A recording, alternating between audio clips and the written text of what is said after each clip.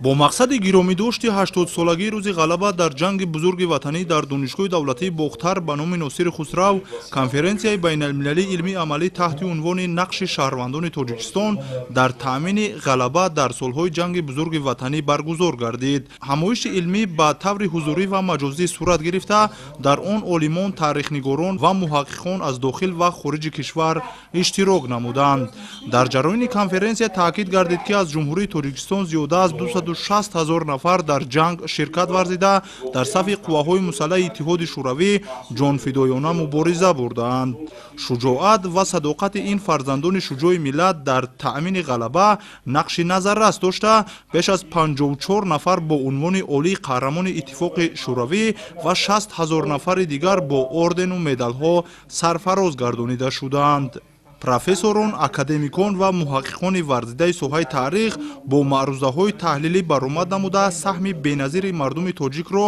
дар озодии сарзамини шӯравӣ ва аҳамияти нигоҳдошти ёдгориҳои таърихӣ ва арзишҳои ватандӯстӣ мавриди баррасӣ қарор доданд. имрӯз ҳамоиши илмӣ бахшида ба 80-умин солгарди ғалаба баргузор гардид. иқтидоми хубест ки инро бояд пеша кардааст ва имрӯз аҳли илм ва фарҳанги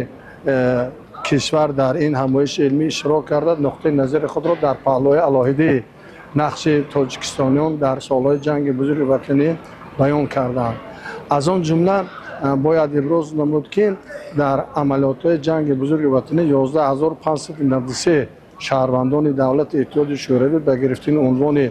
олии қаҳрамони Иттиҳоди Шӯравӣ мушарраф гардиданд ки аз он 64 нафарашро фарзандону шаҳрвандони ҷумҳурии Тоҷикистон ва 14 нафарашро тоҷикон ташкил метиҳанд. дар идомаи ин ҳамоиши илмӣ ба таври маҷозӣ коршиносон аз Федератсияи Россия ва Олмон суханронӣ карданд ва гузаронидани чунин конференсҳои байналмилалиро саривақтӣ ва муҳим арзёбӣ намуданд. бояд қайд кард ки башарият дар охири дар нимаи дуюми асри 20 зиёда аз 57 миллион аҳолиро аз даст дод. яъне ки дар таърихи то имрӯза аз як аз ҷангҳои бисёр мудҳиштарин ан ҳамин ҷанги бузурги ватанӣ ба шумор меравад ки 57 миллион дар ҷаҳон талаф ёфт, аз он 27 миллион аз Иттиҳоди Шӯравӣ ва зиёда аз 92 000 аз ҷумҳурии Тоҷикистон. ҳадаф аз баргузории конференс ин бори дигар ёдрас шудан аз ҳамаи мардум саҳми бахусус саҳми шаҳрвандони Тоҷикистон дар ғалаба чи дар фронт, яъне бевосита дар майдонҳои ҷанг ва инчунин дар ақибгоҳ ки фикр мекунем ки дар ғалабаи бузург на танҳо сипоҳиёне ки дар даст яроқ доштанд муваффақ шуданд, балки саҳми ақибгоҳ, яъне касоне ки дар ақибгоҳ хизмат доштанд, дар истеҳсолот ки бояд гуфт ки кулли